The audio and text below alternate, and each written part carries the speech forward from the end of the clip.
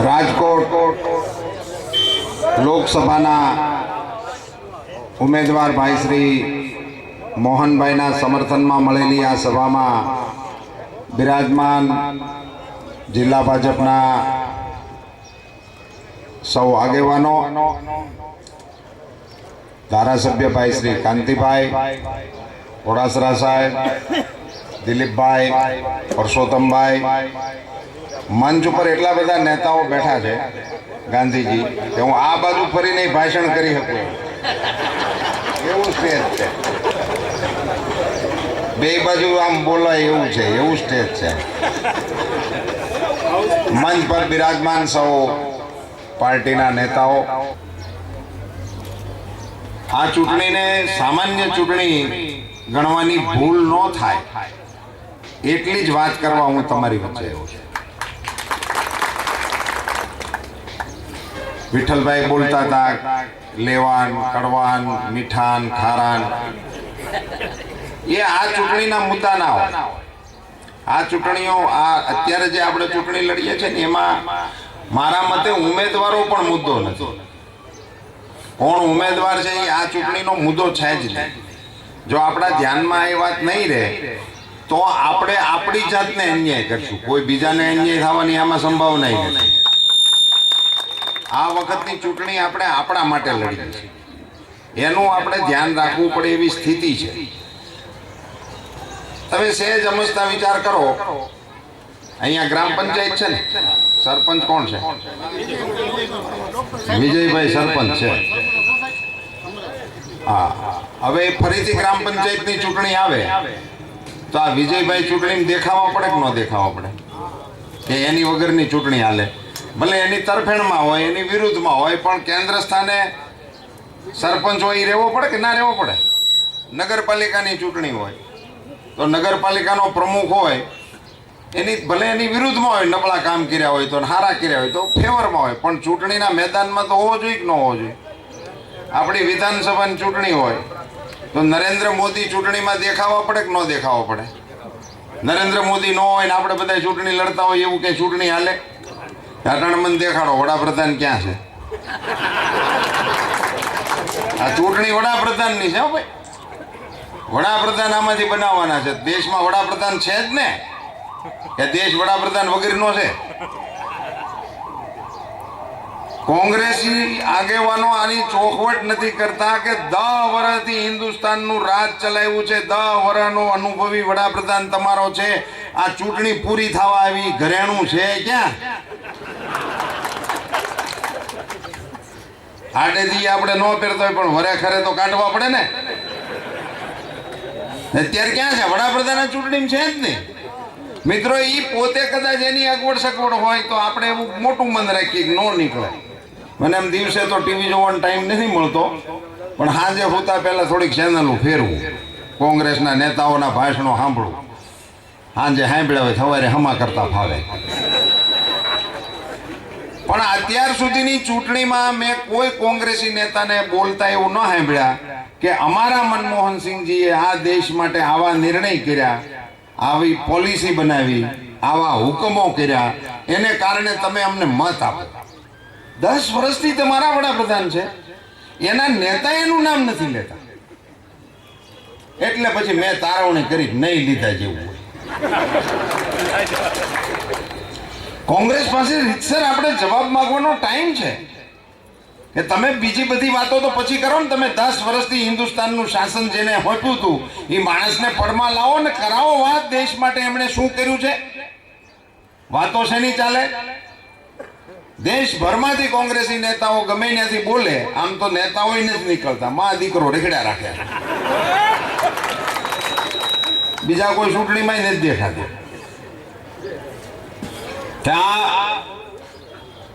ગમે તે રાજ્યમાં, બિહારમાં, બંગાળમાં, મહારાષ્ટ્રમાં બોલે. શું બોલે? ગુજરાતનું વિકાસનું મોડેલ બરાબર નથી, મોદી ખોટા આંકડા આપે છે, મોદીનો વિકાસનો દર ખોટો છે. એટલે આ ગુજરાતની ચૂંટણી છે, આવજો ને આંકડા હાચા છે ખોટા. ગુજરાતની ચૂંટણી હોય એમ પાદર ઉભા રહેવું તમારું હામૈયું કરવા. અત્યારે ભારતની ચૂંટણી છે, ભારતના આંકડાની ચર્ચા કરો ને. તમે દેશ 10 વર્ષ ચલાવ્યો છે એની વાત માંડો ને, અમારી સામે, દેશની જનતાની સામે માંડો ને.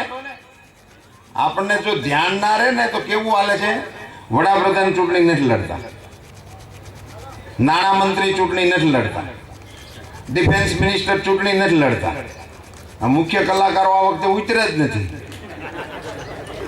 એને મોદીના વાવાઝોડાના વાવડ મળી ગયા એટલે કે ખર્ચો આ વખતે નથી કરવો. આ મુખ્ય ટોળું ચૂંટણી જ નથી લડતું. નાણામંત્રી, ડિફેન્સ મિનિસ્ટર, વડાપ્રધાન એટલે ચાલુ સરકારના જે મુખ્ય અંગો કહેવાય એ તો ચૂંટણીમાં જ નથી ઉભા રહ્યા, ઉભા રાખી શકાય એમ નથી. લોકોની સામે કયું મોડ એનું કામ લઈને જાય. એટલે મને તો આશ્ચર્ય થાય છે કે આટલી બધી મોટી સરકાર, આપણી પાસે 12 વર્ષ ગુજરાતની સરકાર ચલાવેલા મુખ્યમંત્રી છે, 12 વર્ષની રાજ્ય સરકાર ચલાવવાનો એને અનુભવ છે એવા મુખ્યમંત્રી છે આપણી પાસે. એની પાસે 10 વર્ષ ભારત સરકાર ચલાવેલા વડાપ્રધાન છે. આપણા મુખ્યમંત્રીને આખો દેશ કાન દઈને સાંભળે છે. એના વડાપ્રધાનને કોઈ ચિઠ્ઠી નથી લખીને તેડાવતું કાંઈ આવો. ચૂંટણી થઈ ગઈ કહેવાય મિત્રો. એમની પાસે 10 વર્ષના વડાપ્રધાન છે, એને કોઈ સાંભળતું નથી. અને નરેન્દ્રભાઈને મિત્રો દેશના લોકો કાન દઈને સાંભળે છે. કાન દઈને સાંભળવું એટલે ઓછું સંભળાતું હોય ને આમ આડો હાથ રાખે એને કાન દઈને ન કહેવાય. આ સભા આપણી આવી જામી છે ને, એક રેડિયાર ગાય પડે ને આમાંથી વિખાઈ જાય. 4 લવિંગિયા ફટાકડા કોક ફોડે ને તો વિખાઈ જાય. એમાંથી કઈ જાનહાની ન થવાની, બધું જબામ કાણું પડે. એ હળગતી વાઈટ હોતું અડી ગયું હોય તો, નકર એટલું ન થાય. પણ આવી સભાઓ વિખાતા મેં જોઈ છે. આટલા નાના કારણસર સભા વિખાઈ જાય. પણ એ સભામાં હાથ ઉડતા હોય, પગ ઉડતા હોય, માથા ઉડતા હોય, ક્ષત વિક્ષત થઈ ગયેલા શરીરો ઉડતા હોય, લવિંગિયા નહીં હાચુકલા બોમ્બ ફૂટતા હોય. એક નહીં 10 બોમ્બ બ્લાસ્ટ બિહારની સભામાં થયા. હાથ પગ માણસોના ઉડ્યા, ડેડ બોડીઓ એમ્બ્યુલન્સોની અંદરથી હરાણી. સભાની વચ્ચેના દ્રશ્યની વાત કરું છું. અને છતાંય સભા નો વિખાણી. એને કાન દઈને સાંભળ્યા છે, એને કાન દઈને સાંભળ્યા છે. દેશ આપણા મોદી સાહેબને કાન દઈને સાંભળે છે. આ લોકોની પાસે કોઈ મુદ્દા જ નથી, કહેવાના મુદ્દા નથી. હું તો રાત્રે ટીવી જોતો હતો, સોનિયાબેન બોલ્યા, અમે દેશની જનતાને ખાવાનો અધિકાર આપ્યો. 12:30 મને ઝાટકો લઈ ગયો, રાતે ઊંઘ નો આવી. આણે આપણને ખાવાનો અધિકાર આપ્યો. હા, તમે અધિકાર નહોતો આપ્યો ત્યાં સુધી અમે રામપત્ર લઈને રોડે ઉભા રહેતા હતા. આ રાઈટ ટુ ફૂડ એ તમે નહોતું આપ્યું ત્યાં સુધી અમે અહીં રોડે ઉભા રહીને માંગતા હતા રોટલા. અમને કંઈ ખબર પડતી નથી કે શું વાત કરવી જોઈએ. દેશની ચૂંટણી છે, અમે તમને ખાવાનો અધિકાર આપ્યો. સોનિયાબેન, તમે ઇટાલીથી આવેલા છો, ઇટાલીના દીકરી છો, પણ અમારા દેશના એક ખાનદાન ખોવડામાં પૈણ્યા છો અને બહુ વર્ષ થઈ ગયા. હવે તો તમે હાહુ થઈ ગયા. હવે તો થોડા ખાહર વર્ણા થાવ. હવે તો કાંક અમારા દેશના સંસ્કારને ઓળખો. આ દેશમાં તમે ઊભા થઈને એમ બોલો કે અમે તમને ખાવાનો અધિકાર આપ્યો છે. ભારતની સંસ્કૃતિના પાણી પીને મોટા થયેલા માણસો સરકાર પાસે રોટલા નથી માંગતા. અમે તો એમ માનીએ છીએ કે જેણે દાંત આપ્યા છે એ ચવાણું આપે, સરકારો થોડી ચવાણા આપે. અને કાયદો લખવામાં ટાઇટલમાં લખ્યું 80 કરોડ લોકોને ખાવાનું નથી મળતું. પ્રિએમ્બલમાં લખ્યું છે દેશમાં 80 કરોડ લોકોને ખાવાનું નથી મળતું. દુનિયામાં આ ભૂખ્યાઓનો દેશ છે એવી આબરૂ આપણા દેશની લીરે લીરા કરી દુનિયાની અંદર રાઈટ ટુ ફૂડ કાઢી. 80 કરોડ લોકોને હિન્દુસ્તાનમાં ખાવાનું નથી મળતું એટલે હવે રાઈટ ટુ ફૂડ કરવું પડ્યું. વર્ષો સુધી આ દેશ મદારીઓનો દેશ ગણાણો, ભિખારીઓનો દેશ ગણાણો. આ નવો કાયદો લાવીને હિન્દુસ્તાનને ભૂખ્યાઓનો દેશ દુનિયામાં પ્રસ્થાપિત કર્યો. આ કોંગ્રેસીઓને ધિક્કાર છે. ભૂખ્યા રહી જાઓ છો. આપણને દેશની તો ખબર નથી, પણ મારા રાજ્યમાં તો દર 10 કિલોમીટરે હરિહરના હાદ પડે છે. ધર્મની ધજાઓ ઝપાટા મારે. રાજ્યના નહીં દેશના ભૂખ્યા હોય. ઉતરો અહીં વીરપુર, જલારામ બાપાની જય, 3 ટાઈમ ચોખા ઘીની ગુંદી ખવડાવે છે, ના જ નથી પાડતા. સરનામું લખી લો, વીરપુર વાયા રાજકોટ. ના પાડે છે કોઈ જમવાની. ગાંડી ગીરમાં આપા ગીગાના નગારે ઘા નાખીને 3 વખત જગ્યામાં હાથ પડે, હરી હર. જમવું હોય આવો. આ દેશમાં ભૂખ્યા મરે લોકો. તમારી પાસે કોઈ મુદ્દાઓ ના હોય એટલે દેશને દેશની જનતાને મૂર્ખ બનાવવા માટેના કાયદાઓ કરો છો. ધારાસભાની ચૂંટણી હતી તો ક્યાંકથી લહરિયું છોકરું ગોતીએ માય કાંગલું, અને એમ કે રાજ્યમાં ગુજરાતમાં કુપોષિત બાળકો મરે છે, આવી રીતે ભૂખ્યા મરે છે. એ ફોટો જોઈને તે દિવસે મેં કાંતિલાલની સભામાં કીધું હતું કે આ પ્રોડક્ટ અમારી ગુજરાતની ન હોય. આ આપણી પ્રોડક્ટ હોય જ નહીં આવી નબળે. રાબડા જેવા છોકરાઓ ગુજરાતમાં આવા લહેરિયા હોય. તપાસ કરી મિત્રો, તમને હસવું આવે જ પણ એ છોકરું લંકાનું નીકળ્યું. લંકાના લહેરિયા લઈ આવીને અમારા રાજ્યને બદનામ કરો છો. મત હાટું મત માગવાની આ રીત છે. છોકરા ભૂખ્યા અમારા રાજ્યમાં રે. અમારે ત્યાં તો ગલીમાં કૂતરી વીએ ને તો અમારી માવું એને શીરો ખવડાવવા મોકલે.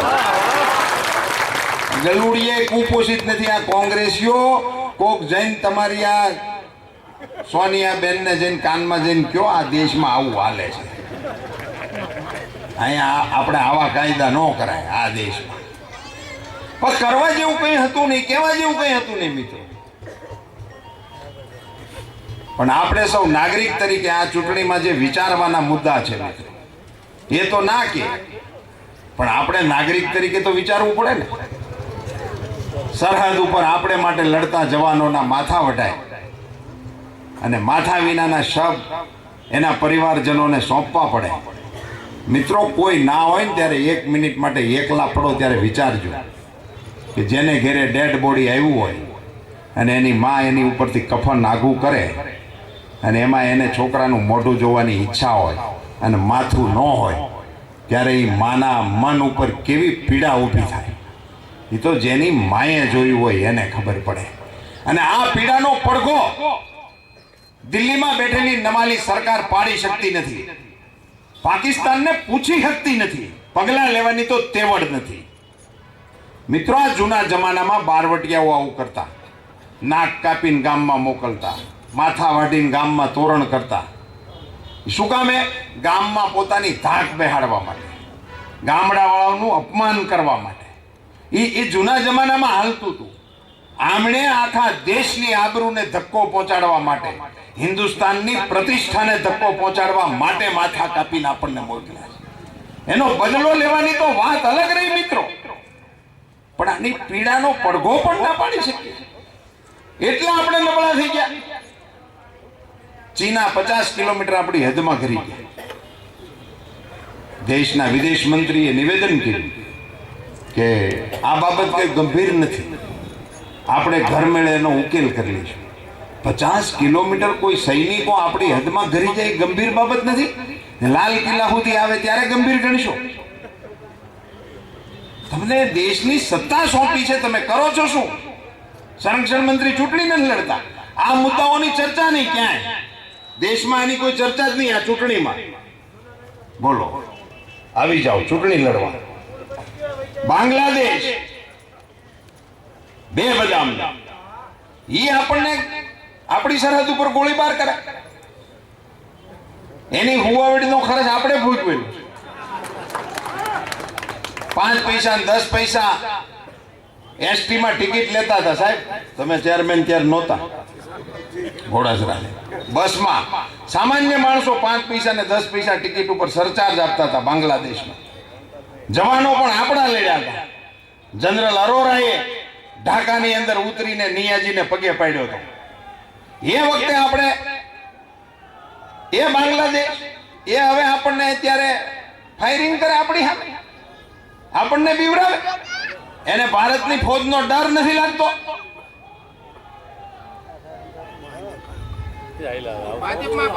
હા હા, એને કે શાંતિથી ભળી જાઓ હમણાં. એટલો એને સંદેશ હતો. હા હા, સ્વાગત છે તમારું. આમ બહુ હૃદયના ઉમળકાથી સ્વાગત છે. હા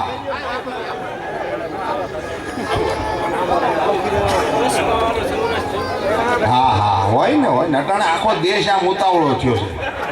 પાણી બધું ઢાળમાં આવે છે. ઢાળમાં પાણી, એમાં કઈ આવકારે છે રૂપાલા સાહેબ. મિત્રો, આપનું બધાનું ખૂબ સ્વાગત છે. બસપાના આગેવાનો ભારતીય જનતા પાર્ટીમાં જોડાઈ રહ્યા છો. આપ સૌનું ખૂબ ખૂબ સ્વાગત છે. મિત્રો, હું એ વાત કરતો હતો કે આ બાંગ્લાદેશ આપણને ડરાવે. મિત્રો, ભારતનો નકશો તમે જોજો. એ નકશામાં લંકા એક ટપકા જેવડું છેલ્લે છે. આપણા નકશાને છેડે અલ્પ વિરામનું એક ટપકું મૂક્યું હોય ને એવું છે.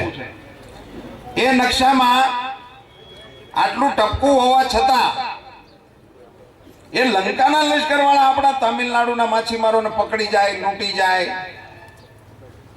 એને આપણી લંકાવાળાને આપણેથી બીવે નહીં.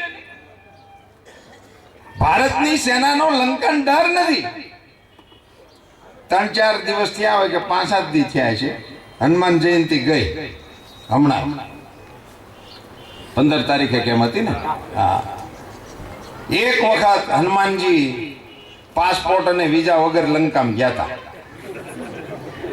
હતા ને.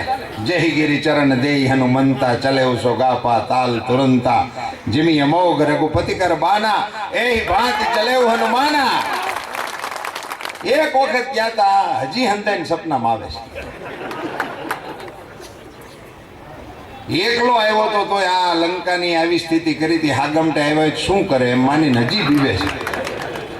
આપણી સેનાનો ડર નીકળી ગયો, ભારતનો ડર નીકળી ગયો અને આપણા લોકોને પરેશાન કરે. મિત્રો, આ વખતે મોહનભાઈ કુંડાળિયા સંસદમાં ચૂંટાય એટલા માટે તો મતદાન કરો જ, પણ દેશના સીમાડાઓને સુરક્ષિત કરવા માટે અને દેશના સ્વાભિમાનને પહોંચાડેલી ઠેસને દૂર કરવા માટે જે નિર્ભરતાથી દેશની સરકાર ચાલી છે એને સજા કરવા માટે પણ આપણે સૌએ મતદાન કરવા માટે નીકળવું પડે. મેં કહ્યું હતું કે કોઈ ઉમેદવારો માટેની ચૂંટણી નથી ભાઈ. આ રીતે હિન્દુસ્તાનના સીમાડાઓને કેવી રીતે ચલાવી લેવાય? મિત્રો, 3-4 વર્ષથી દેશમાં સંરક્ષણ ક્ષેત્રે કશી કામગીરી જ નથી થઈ. કશી કામગીરી. પાડોશમાં આપણે જે બલાવું છે એ તો છે જ. એને ધ્યાનમાં રાખીને દેશે જે સજ્જતા રાખવી જોઈએ એવું કશું કર્યું જ નથી.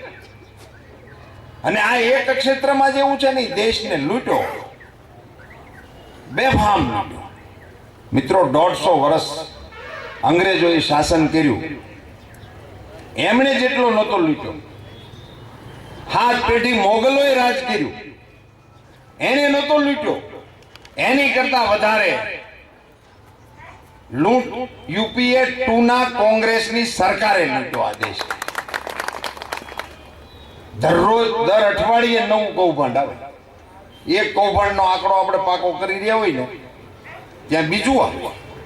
અને આ વખતે મોટી એક ઉપાધિ એ આવી છે કે કૌભાંડો પકડાતા, લોકોને સજા થતી, ખુલ્લા પડતા તો ભોંઠાય પડતા.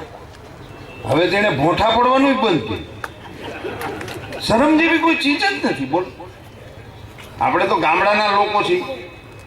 આપણા કુટુંબમાં લાલ રાત્રે છેટું લાગતું પડતું હોય ને, એવામાંથી કોઈક છોકરી ભાગી ગઈ હોય તો અઠવાડિયું આપણે શોખમાં બેહવા ન જતા કે આપણે બેસું ન્યા ને કોઈક 13 પછી તિથિએ જન્મેલો વાત કાઢશે.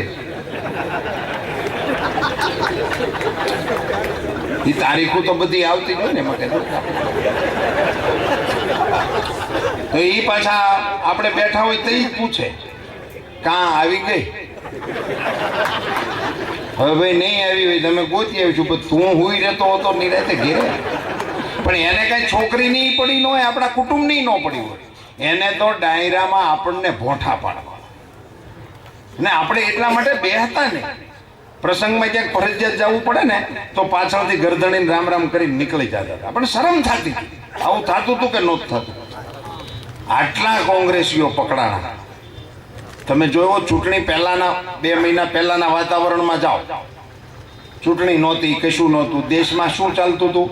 Print media, electronic media.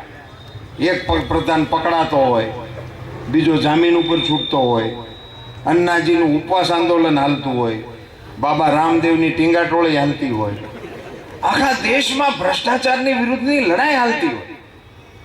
કેટલા પકડાણા, કેવા પકડાણા, ક્યાં પકડાણા, આ જ હાલતું હતું ને. બોલો, અત્યારે ચૂંટણીમાં મુદ્દો જ નહીં. લોકસભાની ચૂંટણી છે, કોંગ્રેસ વાળા આનો જવાબ દેવા તૈયાર જ નથી, આની ચર્ચા કરવા તૈયાર નથી. તમે ચર્ચાઓ સાંભળજો, આની કોઈ ચર્ચા જ નહીં. અને શરમ નહીં, એ અત્યંત અઘરું થઈ ગયું. મિત્રો, મુંબઈમાં કારગિલના જવાનોની વિધવાઓને આપવા માટેના ફ્લેટ બન્યા આદર્શ સોસાયટીના નામે. કારગિલના જવાનો જેણે દેશના સીમાડાની રક્ષા કરવા માટે પોતાના પ્રાણના બલિદાન આપ્યા, એની વિધવાઓને આપવા માટેના ફ્લેટ કોંગ્રેસના મુખ્યમંત્રી અશોક ચૌહાણે એની હાહુને આપ્યા. એટલા માટે એને મુખ્યમંત્રી પદમાંથી જવું પડ્યું. એની સામે આંદોલન થયા. એ મુખ્યમંત્રીમાંથી ગયા. દેશની જનતાને એવું થયું કે આવા ભ્રષ્ટાચારીઓને પકડીને આપણે કઢાવી શક્યા. પણ આપણો આનંદ ક્યાં સુધી આવ્યો? આ કોંગ્રેસનું લિસ્ટ બહાર પડ્યું ત્યાં સુધી. અત્યારે અશોક ચૌહાણ મહારાષ્ટ્રની નાંદેડની લોકસભામાંથી કોંગ્રેસના ઉમેદવાર તરીકે ચૂંટણી લડે છે. બોલો, આ વિધવાઓનો ફ્લેટ એની હાહુને આપ્યો, મુખ્યમંત્રીમાં જવું પડ્યું. આ કોઈ એને કોંગ્રેસ વાળાને કંઈ કોઈ પૂછવા વાળું જ નહીં હોય એમ છે કે આપણે આ ગંગામાં નવરાવીને જબોળીને બહાર કાઢ્યો, ચૂંટણીમાં ઊભો રાખી દીધો. મને તો એ ઉપાધિ છે કે ચૂંટણીમાં હું કહેતો હોય છે, એવું ભાષણ કરતા હશે ને કે ગઈ વખતે મને પ્રજાએ ખૂબ સારી તક આપી હતી, મુખ્યમંત્રી બનાવ્યો હતો, હું મારી સાસુને ફ્લેટ અપાવી શક્યો, ફરી વખત તક આપો તો હાળજું બાકી છે. એમ જ કહેતા હશે ને, બીજું તો શું કહે? આ કોઈ કોંગ્રેસીઓને કોઈ લાજ શરમ જેવું કંઈ છે કે નહીં? આપણા રેલ મંત્રી હતા પવનકુમાર બંસલ, એનો ભાણિયો 10 લાખ લેતા પકડા. મામા તો સમજ્યા, ભાણિયા ચાલુ થઈ ગયા. એક કર્મચારીની બદલી માટે 10 લાખ રૂપિયા. અમે સંસદને 10 દિવસ બંધ રાખી આ રેલ મંત્રીના મુદ્દે. હું ત્યારે સંસદમાં બેસતો, એને રાજીનામું આપવું પડ્યું. અત્યારે ચંડીગઢમાં ચૂંટણી લડે છે કોંગ્રેસના ઉમેદવાર તરીકે. એ એમ કહેતા હશે ને, ટેકો કરજો, ભાણિયા હાવ બેકાર છે. પાછા ડાળે વળગી જાય તો કામે સડે બધા. આ કોંગ્રેસની આ કોંગ્રેસ આની ચર્ચા કેમ નથી કરતી દેશની સામે? આ તો મને 1-2 યાદ છે, બાકી એનું આખું ટોળું કુંડીમાં નાઈન બજારમાં આવી ગયું છે. અમારી કરતા ડબલ આર વાળા જભા પહેરીને રોડે ચડી ગયા છે. જો મત આપો, ફરીથી અમારે ગોઠવાઈ જવું છે. મિત્રો, મોહનભાઈ કુંડાળિયા ચૂંટાય એટલા માટે તો મતદાન કરવાનું જ છે, પણ આ દેશને ચૂસી ગઈ જળોની જેવી જે કોંગ્રેસ, આ ભ્રષ્ટાચારની નાગચૂડમાંથી દેશને મુક્ત કરવા માટે પણ જાગૃત નાગરિક તરીકે આપણે મતદાન કરવું પડે. મતદાન કરવું. આની સામે આપણે લડી ના શકીએ બીજી કોઈ રીતે. આપણે કઈ અશોક ચૌહાણનો કાંઠલો પકડીને કહેવા ન જવાય કે હાલ તું તો પકડાઈ ગયો તો તાર નથી લડવાનું, એવું ના ચાલે. આની કડકમાં કડક સજા કરવી હોય મિત્રો તો કોંગ્રેસના ઉમેદવારોની ડિપોઝિટો જાય એ પ્રકારનું મતદાન કરવા માટે આપણે મેદાનમાં આવવું. આ લડવાનો ઈલાજ છે લોકશાહી ટકે, એને માટે આપણે લડવું. મિત્રો, ભ્રષ્ટાચાર એટલે કઈ હદનો? દિલ્હીમાં કોમનવેલ્થ ગેમ થઈ, એકાદો દાખલો દઉં. પણ આ બેનો બેઠા છે ને, ભાત રાંધવા મૂક્યા હોય ને તો સડી ગયા છે કે નહીં એમ જોવા હાટું થઈને કઈ બધાય દાણાને દબાવવા પડે? એક દાણો દબાવો એટલે ખબર પડી જાય ભાત સડી ગયા છે નથી સડી. એક દાણો તમને દઉં, પછી આ કોંગ્રેસનો કાફલો કેવો છે તમે નક્કી કરજો. દિલ્હીમાં કોંગ્રેસની સરકાર, શીલાબેન મુખ્યમંત્રી હતા અને કોમનવેલ્થ ગેમ આપણા ભારતમાં રમાવાનું નક્કી થયું. દિલ્હીની સરકારે ભારત સરકારને દરખાસ્ત કરી 700 કરોડ રૂપિયા અમને આપો તો આ કાર્યક્રમ અમે પૂરો કરી દઈએ. સરકાર કોંગ્રેસની દિલ્હીમાં હતી, દિલ્હીની સરકાર હતી એ જ કોંગ્રેસની હતી. તરત જ દરખાસ્ત મંજૂર થઈ ગઈ. આપણી ઘણી દરખાસ્તો ત્યાં પેન્ડિંગ છે, એ નથી મંજૂર કરતા. એ પછી એક વાત મને સંભાળજો, એ કરે પણ એની કરી દીધી મંજૂર. 700 કરોડ રૂપિયા મંજૂર થયા. કોમનવેલ્થ ગેમ રમાઈ ગઈ. અહીંયા ઊભા છે એમાંથી કોઈને ખબર ન હોય, પણ અમે છાપા વાંચીને જે લોકો અભ્યાસ કરે છે ને એવાને મેં 4-5 જણાને પૂછ્યું, એને કોઈને ખબર નથી કે આ કોમનવેલ્થ ગેમ દિલ્હીમાં રમાણી, એમાં સુવર્ણચંદ્રક સૌથી વધારે કયા દેશવાળા લઈ ગયા, સૌથી સારો ખેલાડી કોણ રમ્યો, મેન ઓફ ધી મેચ જેવું જે બનતું હોય એ કોને આપ્યું, કયા દેશવાળા વધુ લઈ ગયા, આપણા દેશના કોઈ ખેલાડી એમાં ઝળક્યા કે કેમ, આની કોઈ માહિતી જ નથી દેશમાં.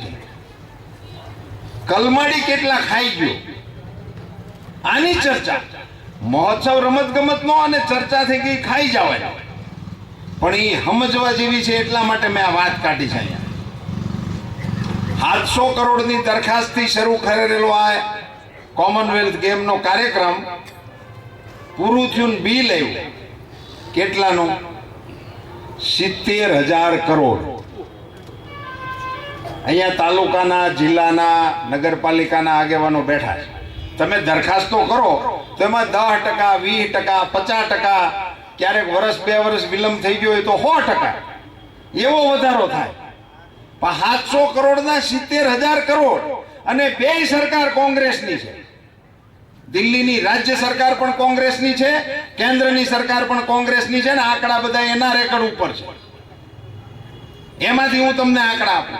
70,000 કરોડ રૂપિયા. આંકડો સાંભળ્યો તો અમારા તો મગજ બંધ થઈ ગયું કે આ 700 કરોડમાંથી 70,000 કરોડ થાય કેવી રીતે? કોંગ્રેસીઓની આ બાબતની જે ફાવટ છે એ અદ્ભુત છે. એ કરી દે 700 કરોડના 70,000 કરોડ. અમે ખૂબ તપાસ કરી પણ કોઈ હગડ જ જડે નહીં. એમાં ભૂલથી એક બિલ પકડાણું. એના ઓડિટર એક બિલ વાંધામાં લીધેલું, એ બિલ લીક થયું. ત્યાં એક રમત ગમત સંકુલની અંદર 2 સંડાસ રિપેર કરાવેલું બિલ. 2 સંડાસના રિપેરિંગનું બિલ કેટલું છે? હિંમત કરો. 5-10,000, 25,000, 50,000, 45 લાખ રૂપિયાનું બિલ છે. 45 લાખ રૂપિયામાં 2 સંડાસ રિપેર કરેલા. 45 લાખ.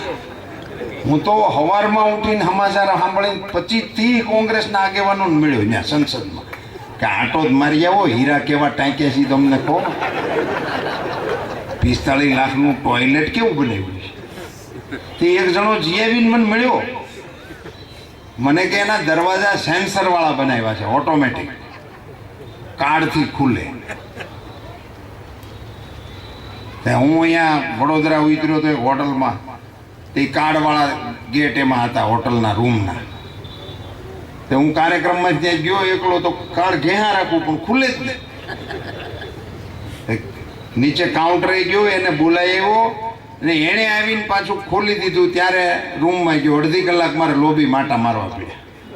હવે આ સેન્સરવાળા ટોયલેટમાં કોક ગયો હોય સવારમાં, એને સીધો ધોબી પાસે લઈ જવો પડે. તો કોંગ્રેસ વાળા મળે ને તો એને કહેજો કે તમારા આકાઓ દિલ્હીમાં 45 લાખના ટોયલેટ બનાવે છે, ત્યાં આટા મારો, આ લૂંટવાનું બંધ કરો. આવો ભ્રષ્ટાચાર જે કોંગ્રેસીઓએ કર્યો છે આ દેશમાં, મિત્રો, એને સજા કરવા માટે, મિત્રો, આ હસવાના મુદ્દાઓ નથી, આ ગુસ્સો કરવાના મુદ્દાઓ છે. આનાથી આપણને નાગરિક તરીકે ગુસ્સો આવવો પડે, અને એ ગુસ્સો એને મતપેટીમાં તમારે પોગાડવો પડે. નહીં અહીંયા હામ આઈને આવી જાવ, ગેસ નીકળી જાય કઈ કામનો નહીં. એ ગુસ્સો 30 તારીખ સુધી હાંસવી રાખવો પડે, અને 30 તારીખે કચકચાવીને કમળના નિશાન ઉપર મતદાન કરવા માટે નીકળવું પડે. તો આપણે આની સામે બદલો લઈ શકીએ.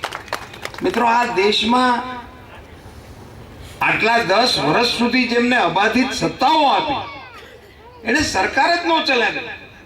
આપણને ક્યારેય એવો અહેસાસ ન થયો ભારતની સરકાર હાલે છે. આપણી આબરૂના ધજાગરા જ કર્યા રાખે જ્યારે હોય ત્યારે. વિદેશ મંત્રી દુનિયાના વિદેશ મંત્રીઓની મિટિંગમાં ભાગ લેવા માટે ગયા. SM કૃષ્ણા ત્યાં સભામાં ઊભા થઈને ભાષણ શરૂ કર્યું. એનો વારો આવ્યો ત્યારે 5 મિનિટ પછી બાજુવાળાએ જભો ખેંચ્યો. તેની સામું જોયું કે શું કામ જભો ખેંચો? તો કા તમે ભારતનું નથી વાંચતા, બીજાનું વાંચો છો. તમે ભારતના વિદેશ મંત્રી છો ને બીજાનું પતાકડું વાંચતો. હવે દેશ દુનિયાના વિદેશ મંત્રીઓમાં આપણા દેશની આબરૂ શું થઈ છે?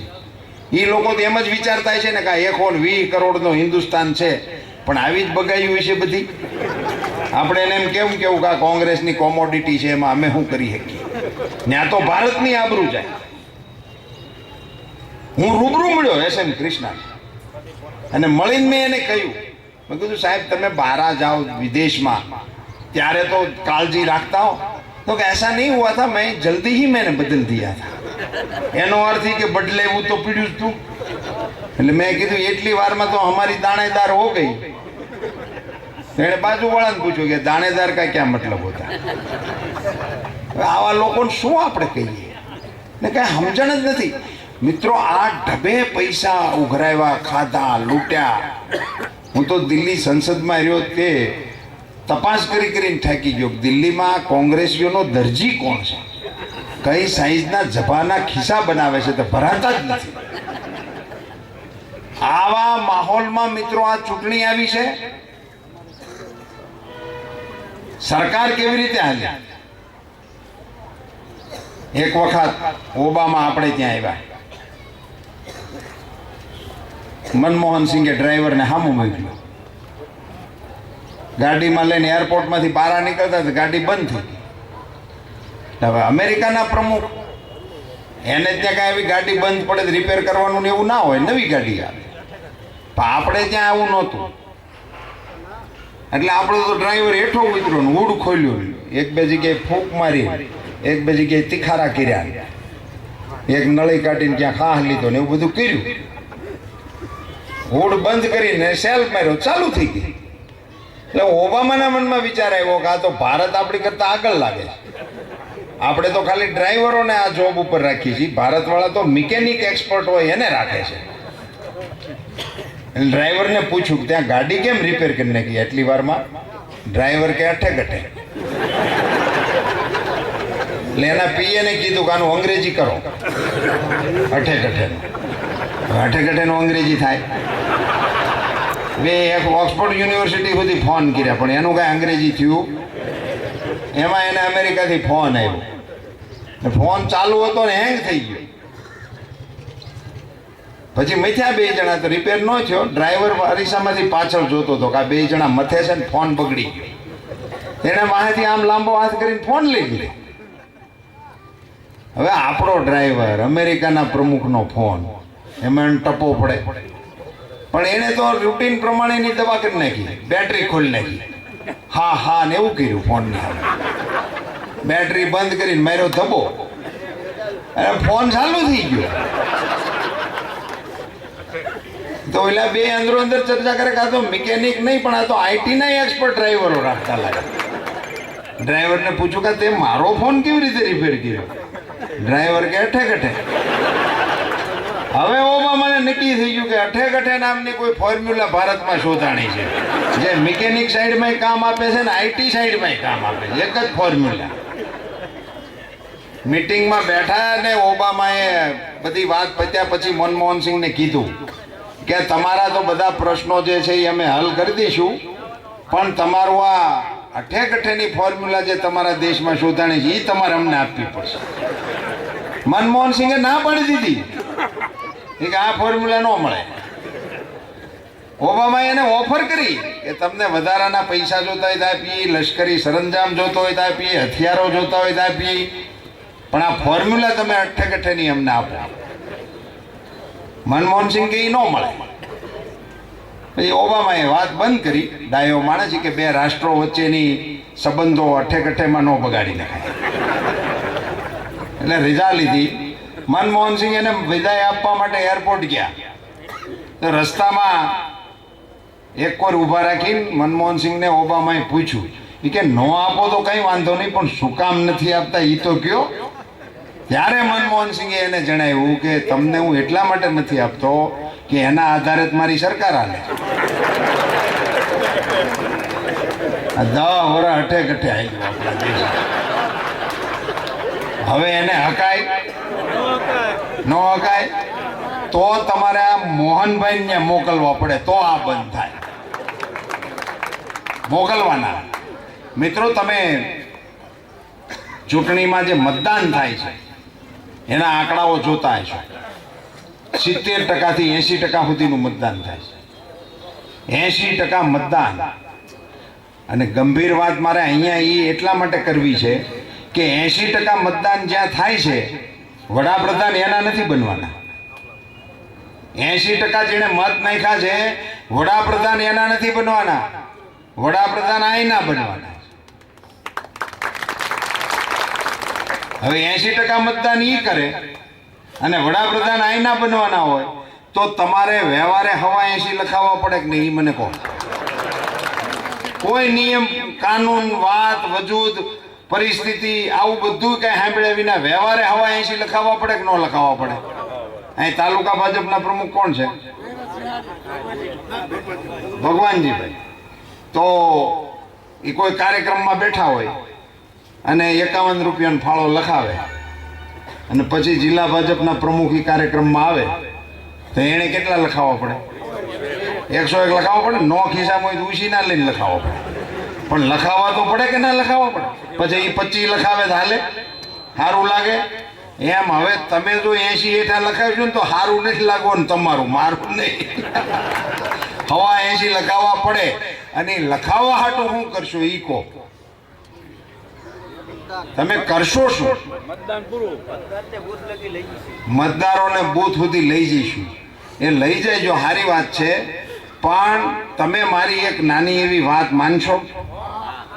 2-4 જણા માનવાના હોય તો ન કહું ને, બધા માનવાના તો કહું. 30મી તારીખે મતદાન છે. હમણાં આ સભા પૂરી કરીને તમે ઘેરે જાઓ ને એટલે તરત પૂછશે ક્યાંય ગયા હતા. પૂછશે કે નહીં પૂછે? પૂછશે. શું કહેશો?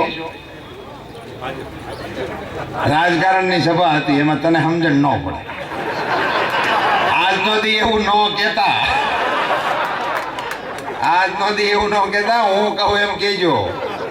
આજનો દી એમ કહેજો કે આપણા ઉમેદવાર મોહનભાઈ આવ્યા હતા, કાનાભાઈ હતા, ઘોડાસરા સાહેબ હતા, દિલીપભાઈ હતા. જેટલા આગેવાનોના નામ તમને યાદ રહે એટલા કેવા. અને પરસોત્તમ રૂપાલા રૂબરૂ આવ્યું એમ.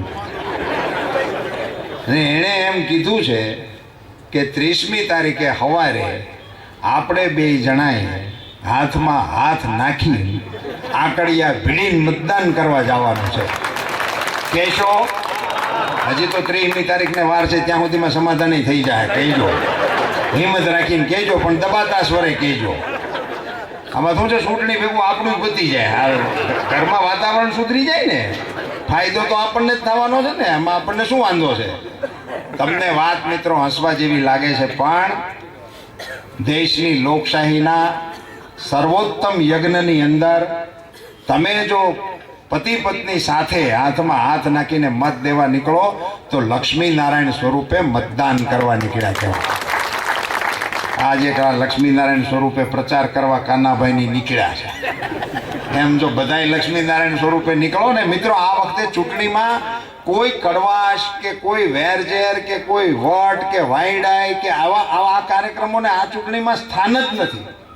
આ ચૂંટણીમાં આપણો જણ વડાપ્રધાન બનવાનો હોય, હરખની હેલી ઉપાડો, ગાતા વાજિંત્રો વગાડતા હાગમટે મતદાન કરવા માટે ઉત્સવનું વાતાવરણ બનાવો. અને જો નીકળવાના હોત મને કહેજો, હું આગેવાનોને કહીશ કે વીડિયાવાળા મોકલે અને આખો દેશ જુએ કે નરેન્દ્ર મોદીની પડખે આખું ગુજરાત ઊભું છે ને, ગાતા ગાતા મતદાન કરવા માટે નીકળ્યા છે.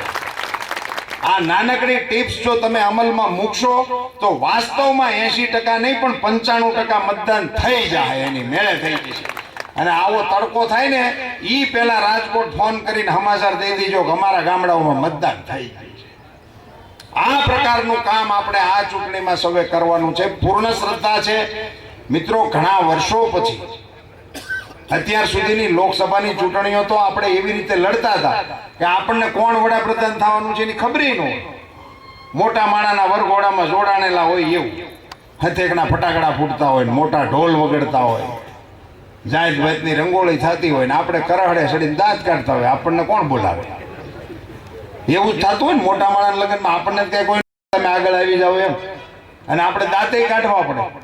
ન કાઢો તો કે આ ઈર્ષ્યાળું લાગે. એટલે એમાં હરખાવાનું હોય પરાયણે. એવી રીતે આપણે વડાપ્રધાનની ચૂંટણીઓમાં ભાગ લેતા હતા. આ પહેલી ચૂંટણી મિત્રો એવી આવી છે કે આ વરામાં ગુજરાતનો મતદારી મામેરિયો છે. નરેન્દ્ર મોદી આપણો ઉમેદવાર છે વડાપ્રધાન પદનો. એટલે આપણે તો મુખ્ય મહેમાનો છીએ આ વખતના વરામાં. એને છાજે એ પ્રકારનું મતદાન કરીને મતદાનનો રેકોર્ડ તોડવા માટેની અપીલ કરો. બધા મતદાનનો રેકોર્ડ તૂટવો જોઈએ આ વખતે. એ પ્રકારનું મતદાન થાય અને એને માટે આપ સૌ કામ કરશો એવી શ્રદ્ધા સાથે વિરમું છું. વંદે માતરમ.